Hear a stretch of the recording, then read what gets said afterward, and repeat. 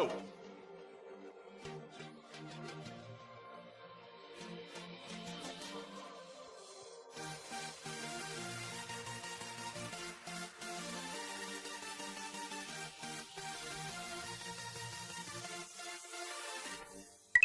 Hi everyone, welcome back to another episode of S.O.A.P.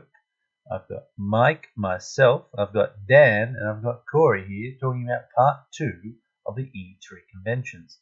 If you've missed out on part 1, scroll back and click on that button, because we're about to continue with talking about the publisher. So our next one would be Bethesda. Dan, what are you going to say about that? Look, Bethesda was probably one of the better ones that we saw there. There's quite a lot. It was a bit awkward at the start, if I remember correctly. All of them are starting to blur together, but they were very awkward with the way that they tried to have like preset kind of things that they did. Just made a bit of a cringeworthy thing, but in the end they got there. They got some really good details out there, and it actually became one of the more exciting ones for it. Rage 2 was one of the big announcements there, and for me, I played a little bit of Rage 1. It was one of those games that I always said I was going to play, but I never actually got into. But Rage 2 looks so great that I thought I'm probably going to go back to Rage 1 and actually catch up on it. Now, for me, Rage has always looked like Mad Max mixed with, say, Doom. Is that right, guys? Is that what we're looking at? Yeah, that's probably one of the closer descriptions you can come up with for like the original Rage game. But I'd probably go more Mad Max than Doom. It's the basic premise of it is really similar to Mad Max, which I don't know whether that was intentional or not, but judging on the fact the original came out 8 years ago or so, I think, it's pretty safe to say that that was what they were somewhat going for. Although the game's listed as a first-person shooter, I feel the vehicles and that aspect of things is probably more rememberable than the actual first-person shooting from the game. I played the original, but I haven't picked it up and played in probably 6-7 years. So my actual recollection of the original, bit limited, but from what I remember, it was, less first-person shooter, more racing. I've played it, well, I would say earlier, or later than Corey. I quite enjoyed it. I kind of like the boomerang thing in there, which you could probably say Rage has taken off Mad Max, but then Mad Max come after it and perfected it, I guess. So it was a first person.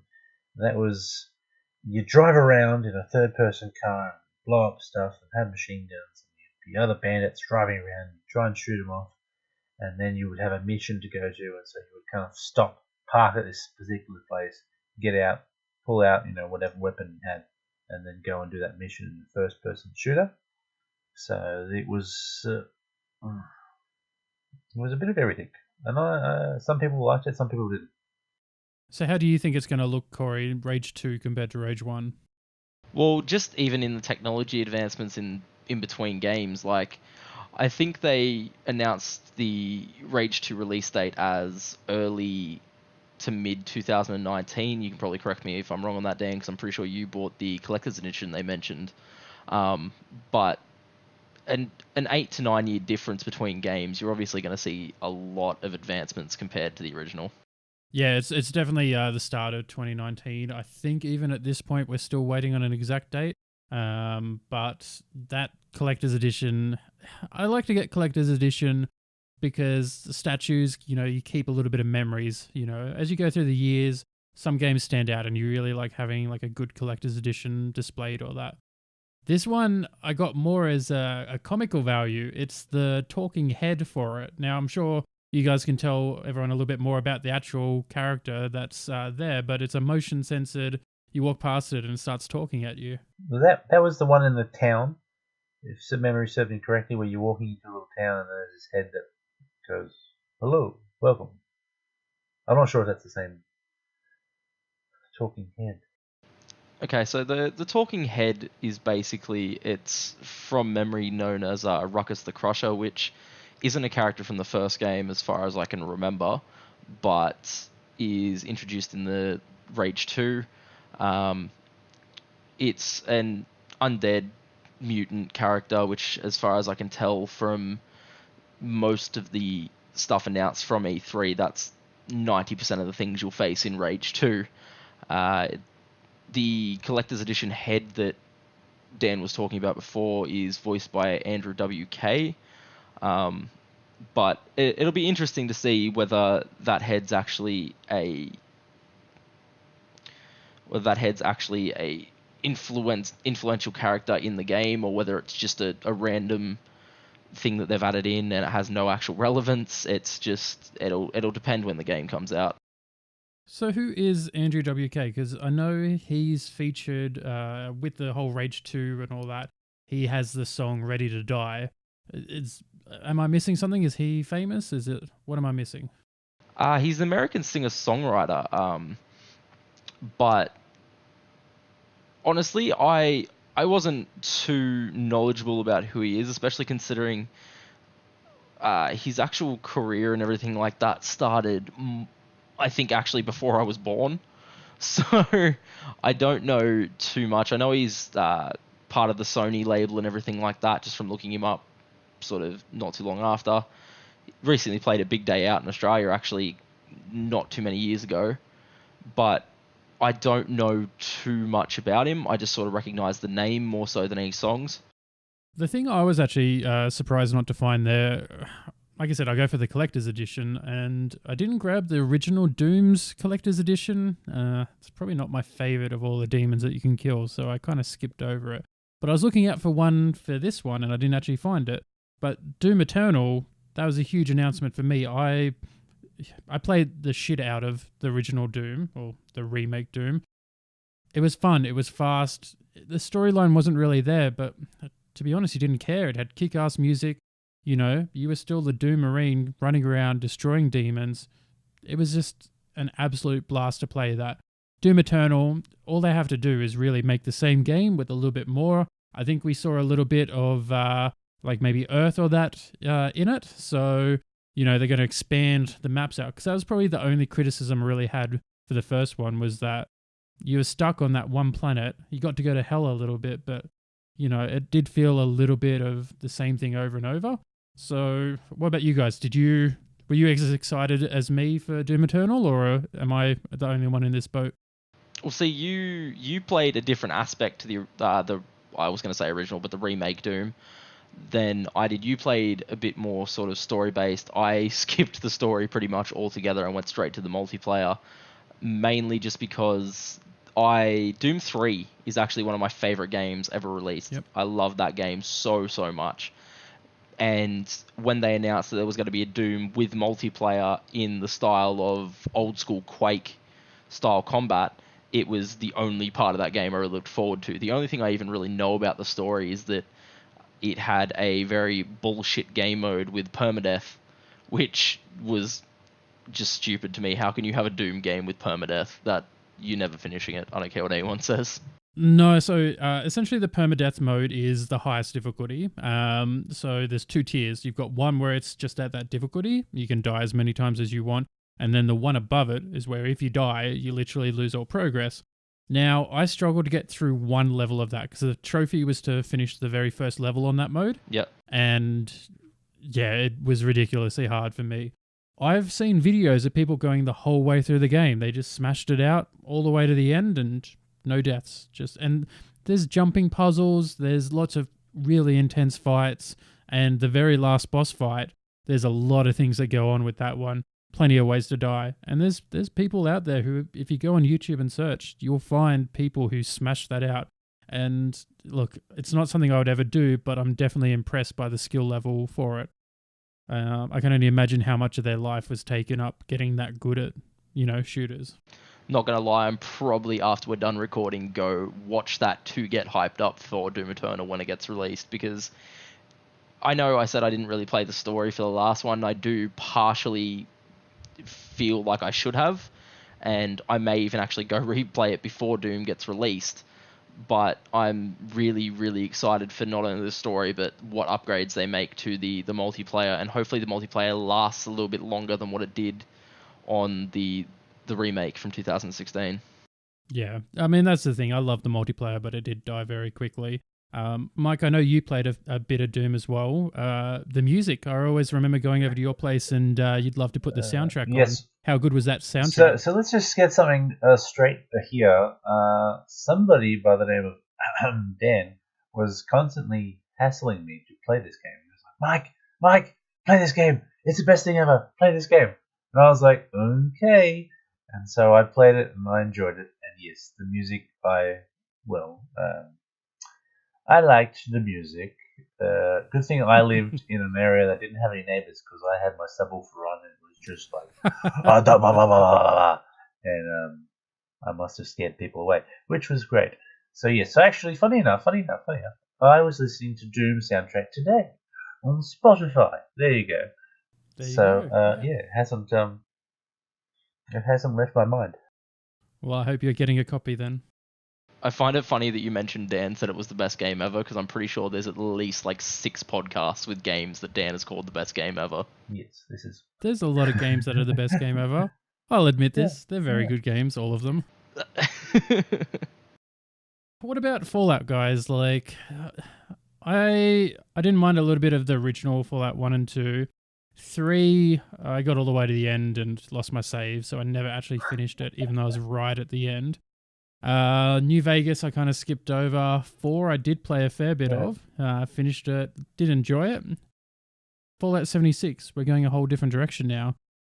We're talking multiplayer, we're talking less storyline, more objective-based gaming, more like an MMO kind of thing, just less of that style. I mean, what did you guys think about it? Was that what the fans were chasing after Fallout? Because you always had all those expansions and those DLCs. And was it the fans that were going, we want to have a bit more MMO? Well, I guess there's always that desire to play with your friends. Like, co-op is such a big part of gaming these days that it's almost become the norm. And like I've talked with you quite often about the death of couch co-op, because that's not a thing. This is just another embodiment of it. There's no couch co-op with this. This is going to be all online, gaming and that. And so, yes, we should be looking at multiplayer and co-oping and that. But I don't know if they've gone the right direction with this one. The storyline is such an integral part of what Fallout is. I don't know where they're going to go. And look, they talk about PvP. I don't know if that's where people really wanted to go with it. And, I've heard the talk of the nukes and, being able to nuke other players and all that kind of stuff. I don't know. Like, I'm very interested in where it goes, but, are we talking, if there's no real storyline of that, are we talking like no NPCs? Are there going to be towns that we can really get into? Or are we just going to see like an open wilderness where we build our own little shelter and try and survive? Because for me, Fallout isn't Fallout unless it does have settlements and that interaction. See, I feel like they jumped too far too quickly. I think to release it as a massive scale, basically MMO, was I don't know, I feel like it was too quick. I think they should have gone for an initial, not, like you said, the couch co-op is dead. And I don't think that's something that'll come back for quite a while. But even just a co-op, normal style Fallout game would have been enough to give the fans what they originally wanted, because I'm not going to lie, I recently went back and replayed Fallout 4 from beginning to end, DLC, everything, and at times I was sitting there like, this would be so much fun if I could play co-op. But to completely remove the story from a game that is completely story driven is, I don't know, I feel like it was such a massive jump that wasn't needed. I will give a shout out to the collector's edition though, because what is it? $300 gets you the Fallout helmet that you can wear. Great for cosplayers. Not too sure how good it is for everyone else. Once again, it's something I'm going to keep an eye on as to Fallout 76. It might be like one of the greatest games ever. It could be just, the next grinding game that I really hope is not down that path. More exciting was the ones that they didn't give details about. We had Starfield, which has been rumored for, I can't even remember how long that they've been talking about a sci-fi version of Elder Scrolls, really. So that's going to be exciting. No real details, just a little bit of a trailer for it. But look, if they can make Skyrim, but in space, can they really go wrong? I don't know. It just feels a little bit like a cross between Mass Effect and Skyrim, which, not gonna lie, when you look at it on paper, sounds incredible because both those games are incredible. But I don't know how the end product is gonna look. Like, you got to realize both the other games that they've built that are very similar to that are more. I'm trying to think of the word, more old timey looking or end of the world looking stuff that you can give a lot of detail to. I feel like putting it on a space station or wherever the hell it's based, because I really don't know too much about it, is limiting it a bit. Whereas you have so much more ability to grow with games like Elder Scrolls, where it's magic, dragons, that sort of stuff, or Fallout, where you just pick a random city in America and base an entire storyline out of it, where it already has a pre-built universe around it, basically. Like, you have all the previous guilds and groups that you can join from old Fallouts that they bring into new ones. I think this is another one of those ones, like I mentioned in the last podcast we recorded, where I'm not going to be able to judge it too much until I've actually seen at least some gameplay or some sense of what it'll be like. Yeah, I feel like I'm excited for it because there's so much possibility with it, and I don't think space is a bad place for them to go. It gives them more freedom to write their own storyline, and they've done decent enough with the Elder Scrolls to warrant branching out and trying something new with it. So I'm very excited for it. I mean, Mike, I always see you playing Skyrim or that. Would you be happy if Skyrim was in space? Yeah, I recall someone saying to me, well, it wasn't you, but someone else, when Fallout came out, and after a while, I was still haven't got it, and they're like, yeah, get Fallout, man. Fallout 4, it's like Skyrim, but with guns. And I was like, okay, I'll try it out. And so this is just like saying this is Skyrim, but in space. And I think, yeah, it's going to be just as good. And I mean, I don't know if they're going to do dragons in space, but it should be a fun. Like, yeah, who knows? I don't know. I'm hoping it'll be just as good, and I'm hoping that it'll be the match, and you'll be able to play it again. Like, yeah, as Dan has said, I kind of am addicted to it, and I will play it again and again and again.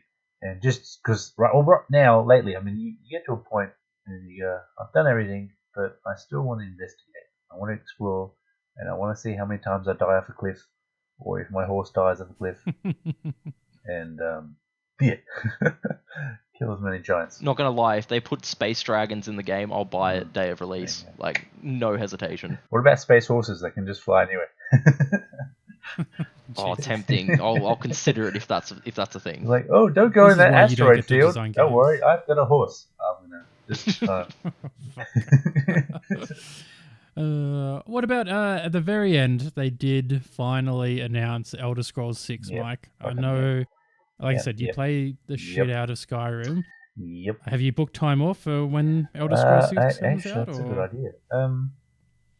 I didn't think of that. Yes. Like, it's an MMO, is it not? Didn't they say it's going to be an MMO, or is it going to be a campaign? No, it should be campaign as far as I'm aware. All they did is give us the teaser trailer with it, but the way that looked made it seem as though... I want details. I want graphics. Give me graphics, and I'll dribble into the mic. Well, I mean, the graphics are clear from that. Like, obviously they're going to have quite a decent engine behind this, but I think they tried to allude to the fact that it's going to be quite large. I feel like that's the impression I got from that teaser, was that this is going to be a big game, and I feel like it's going to be bigger than Skyrim. So if you think about how big Skyrim was and how long they've had to make this game, it should be fantastic. And this should be a Skyrim killer, really. They're going to well and truly outdo Skyrim. So I'm excited. And I think anyone who likes any of the past Elder Scrolls should be definitely excited by this one already. Well, they have a history of doing that, where they release a game that was bigger than the last one, and then when it's released, it completely kills off the one prior. Oblivion, to me, I still prefer Oblivion to Skyrim, which I know a lot of people don't agree with, but I really enjoyed Oblivion, but as soon as Skyrim came out, Oblivion was redundant. Mhm. There was no one who still played it besides me. Oblivion what? And I get the feeling that it's going to be the exact same when they release Elder Scrolls 6. Is no one is going to go back and play Skyrim. You may have the people that still prefer the MMO and play Elder Scrolls Online, especially considering they are constantly releasing DLC and updates and keeping that game relatively fresh. But yeah, Skyrim's going to die a very quick and horrible death as soon as this new game comes out. No. Well, I think we'll have a move on to Square Enix from that, actually. So, what is Square Enix, and what the hell are they doing? Well, I think Square Enix is probably the most disappointing out of all of the conferences that came out.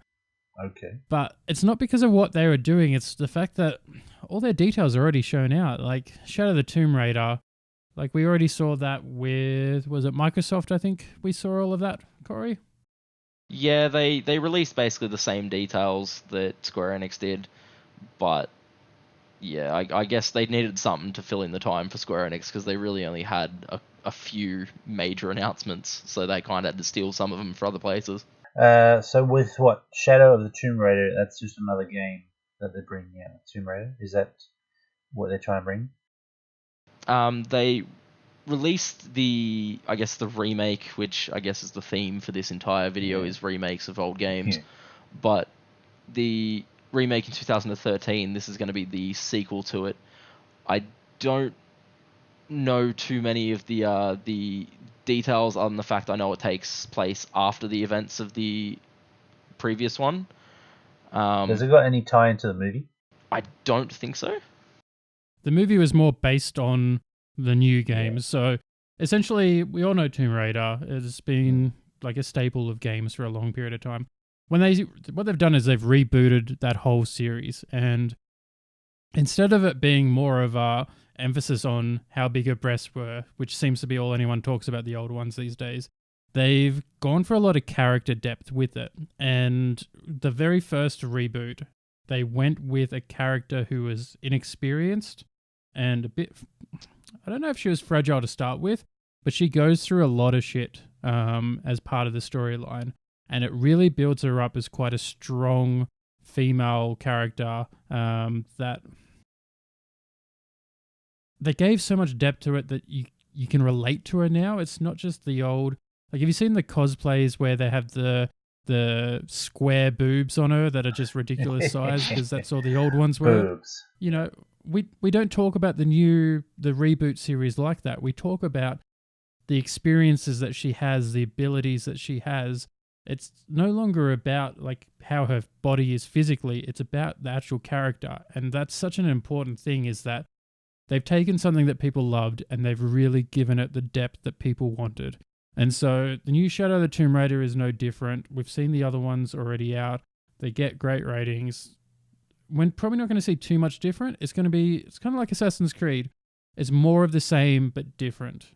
And look, it wasn't exciting watching the Square Enix because we'd already seen the details, but I feel like this is a series that, you know, if you like one, you'll like them all, and most people will find themselves liking Tomb Raider. What about some of the other ones? There was that, what was it, Babylon's Fall or that? I didn't really catch the details for it. I know, Corey, you're into it more. Yeah, they really didn't give us a whole lot with Babylon's Fall at all. It's another one of those ones where I think they want to keep the cards close to their chest with it. The only details I really even know about Babylon's Fall at all is that it's from the creators of Bayonetta, which anyone who's played Bayonetta knows that it's a very full-on game. So it gives me kind of hope that it'll be an enjoyable game to play, but really, even their teaser trailer that they released at E3 gave very, very little details about what this actually is, or what the story is based on, if there even is one, what you're expecting from it. There's not much detail at all. I guess it's a bit different to something like Kingdom Hearts 3 that they really pushed heavily. And to be honest, they didn't need to. Like, I don't know that there's too many people out there who have been into video games who don't know what Kingdom Hearts is, you know, as an overall kind of thing. Kingdom Hearts 3 is something that people have been waiting for ages, and we know that it's been coming because They've been doing all the HD remakes, the mixed volumes and all that. It was good to see that with the new Kingdom Hearts 3, you can purchase the original packs with it. I think in Australia it's something like $160 or something like that. And you get all of it. It's the 1.5, 2.5, 2.8. All of that comes with it now. So that way you can catch up on everything, without having to miss half the storyline. I mean, Kingdom Hearts, Corey, what do you think?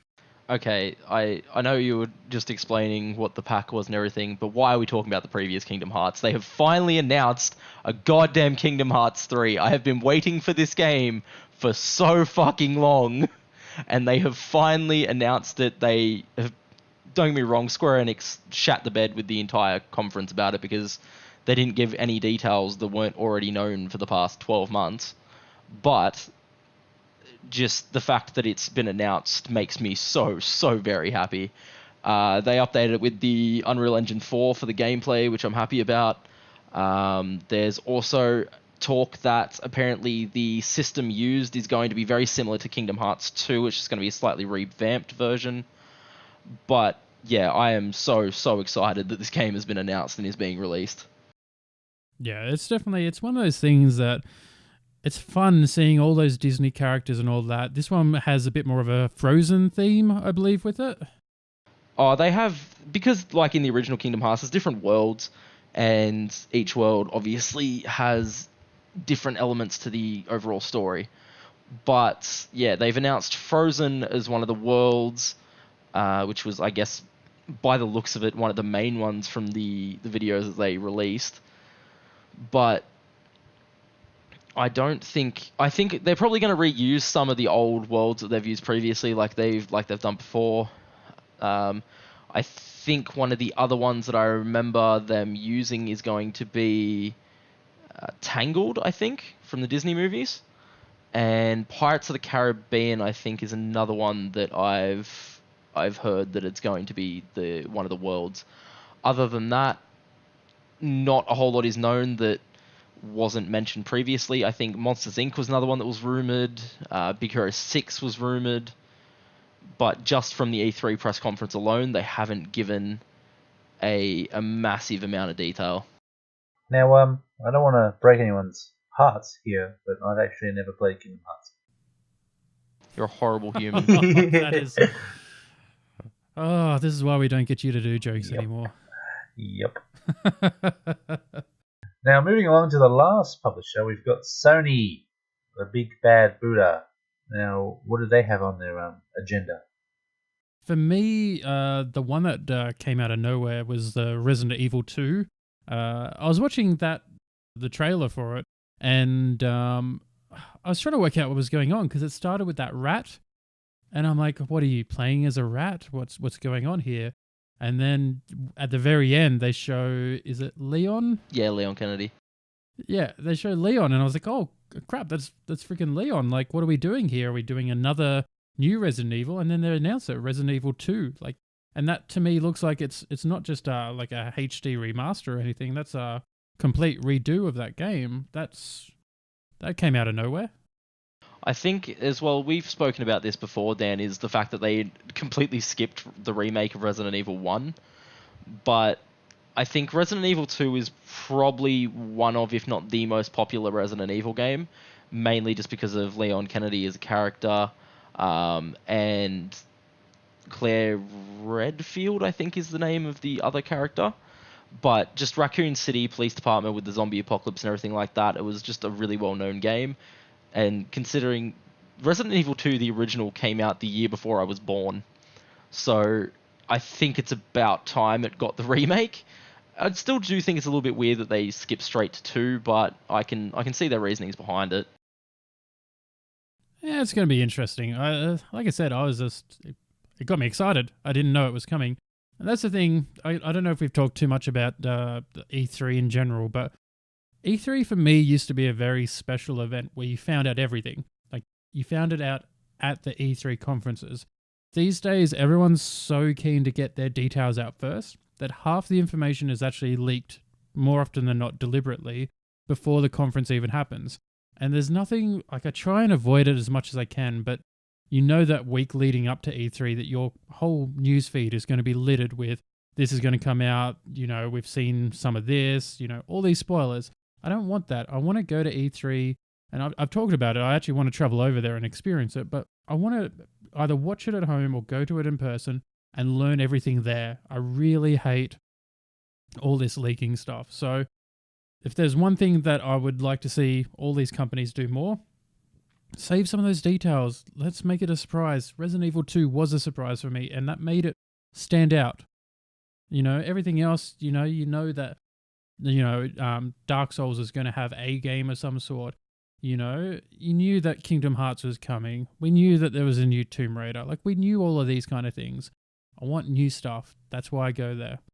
The one thing that confused me with the Sony conference was this samurai theme. At first it was fun, and I didn't see it coming again. Sony were probably the best at doing that. But we had 3 separate games announced, all with a samurai theme. What went on there to create that one unique theme across all these games that kind of blended them together? We're looking at Neo 2, Ghost of Tsushima, and Shadows Die Twice. Am I the only one confused by that? No, definitely not. I think I didn't know really too many massive, well-rounded, properly played samurai games of the last couple of years until the original Neo was released a couple of years ago. But I think they got a little bit too excited over the fact they'd found something that people enjoyed playing, because I even really enjoyed playing the original. And they went a little bit overboard and just started throwing out games. And it could also be a very, very ironic coincidence that these 3 different developers have all done the exact same themed game that looks almost identical, just, like I said, like a coincidence, underneath the same banner, which is Sony. Yeah, I feel it's too much of a coincidence that all 3 are releasing it within a 12-month period under Sony. That, to me, indicates that someone at Sony had an idea, we should be doing this stuff, and then told everyone that we should be doing it, and they're all like, all right, we'll all do it, not realizing that each other is, also creating the same style game. Ghost of Tsushima was the one that gave me the most details out of all of that, and it looked quite interesting. It focused very heavily on the character and the fighting style between characters. What did you think? That game looked phenomenal. Is it the next Witcher 3? I think the only main difference, and the thing that made Ghost of Tsushima stand out a little bit more than the other 2 that got announced, is that the other 2 are very combat-heavy based games, which I'm not saying Ghost of Tsushima won't be, but it's also a very heavily stealth-based game in an open world. So think, I guess, Assassin's Creed and the Batman games, that sort of thing, where there's going to be a lot of stealth involved on top of the actual combat, whereas both Neo and Shadows Die Twice are going to basically skip over that for a lot of swinging swords and, I'm guessing, Japanese demons. Yeah, I mean, Shadows Die Twice, that's the one I was waiting for, and they've led us on this trail of teasers and, where's this all coming from and where's it all going, and that Dark Souls has been one of the most predominant games over the last 10 years, and even with Demon Souls, it's interesting that they're going this same way as these other 2 developers, and especially with Neo already existing in that's a very interesting thing that they've done. I guess, what do we expect from Shadows Die Twice? Are we going to see Dark Souls just wearing samurai armor, or are we going to see something completely different? See, I don't know. I feel like FromSoft have this history where they'll see a very particular sort of game is becoming popular and that sort of stuff, but because their form of game is so different from all the others, because there's really not any other games like the FromSoft games, like the Soul series. So when you look at, I guess, the Dark Souls 1, 2, 3, and even Demon Souls, they have that same sort of world feel to games like Oblivion and Skyrim and that sort of stuff, but with that FromSoft actual gameplay style. So I get the feeling that they saw how well Neo did, and it was a game very similar in style to what the Soul series is, because when I first saw gameplay from Neo, I thought it was a Souls game. And I get the feeling in my head that maybe they looked at it and went, you know what, you're doing our game, but no one can do our game like us, and went, I'm going to steal your idea and improve on it. And they can very well do that. Shadows Die Twice could be a really good game and could be one of the better games in the Soul series from what I've seen and what I know about it. But it's going to be another one of those wait and see sort of games where I want to see how close it is in relation to the Soul series, what the gameplay is like, where the story goes, because Soul series games have a history of having slightly confusing storylines. So I want to see where that goes. Yeah, it's going to be interesting. They've been working on this since 2015, when they finished the Old Hunters for Bloodborne. So they've had a fair bit of time to do this, but it's interesting that they're changing a lot of the core elements of Dark Souls. It's not going to be the next Dark Souls. It's going to actually play quite differently. It's less RPG and more action style game, and the combat is also going to be very different. So we're still looking at all these details for it, but it's going to be interesting to see how that stacks up. Dark Souls is so popular, so is Bloodborne. A lot of people are waiting for the next version of that. It's going to be interesting to see what we actually get with that one. Well, the other thing, because like you said, that's going to take away a lot of the role-playing elements from the Soul series. But I don't know how I feel about it, because they've completely removed all role-playing elements. They have no character creation, no classes, no equipment upgrades, and they also have no multiplayer elements anymore. So it kind of feels like going back to the original Dark Souls and hitting reset, to be honest, is the only way I can really think of when I look at what I've heard from it. Alright, so we've looked at all these publishers. How did you guys feel about the whole E3 as an event in total? I feel as though it was an alright event. I think some of the actual press conferences were a little bit sloppy or cringeworthy, that sort of thing. But like I said in the original recording that we did, there are a bunch of video game nerds who stick in a room in front of people. It's not going to be a massive event where there's fireworks and well presented people. But with the games that have been announced, I'm all right with the list of games that they've released or announced to be released. I think there's a little bit too much in the case of rehashing old games for my liking, but we're that far into video games now that it's kind of hard to create a brand new title that no one's ever seen without going back and occasionally nicking an idea or two or recreating an old game. I don't know how Dan feels about that, but I sort of think Resident Evil 2, recreating Doom and going to the next episode or the next game with that, it's a little bit too much rehashing for my like. Yeah, look, rehashing doesn't bother me too much. Like, if it's good, that's all I care about. And we do have unique properties in that, like Starfield coming out. So there is some new gems out there that we can look at. I will disagree, though, about the presentations on that. I feel like that's the whole purpose of E3, is to present. And we've seen some really great ones. God of War, when they first announced that and they had the gameplay, they had the live orchestra playing at the same time. Those are memories that, people look back on and go, that was a good conference. I want less of this awkward shit where two people stand there not knowing when to say their next line and being too uncomfortable in front of a camera and an audience to actually get the details out. I want less of that, and I want to see more of the actual presentation and not this cringy stuff. I don't want to see people dancing on stage or, coming out wearing a belt to talk about how they struggled to make it to number one playing a video game. Like, you haven't really struggled to get there. You're playing a video game. This isn't, World War II. I want to see more new details, more emphasis on the presentation, and less of the sloppiness, less of the, I guess we just throw something out there and hope people like it, or we know that they're going to buy it anyway, so we don't really care. Yeah, possibly. All right. Well, thanks very much. This has been a very enlightening episode of the S.O.A.P. Thanks everyone for tuning in. Don't forget you can put any comments or queries or questions in the sections below. Don't forget to subscribe and go through all our services online, and we'll catch you people next time. Thanks for listening. Thank you. Thanks.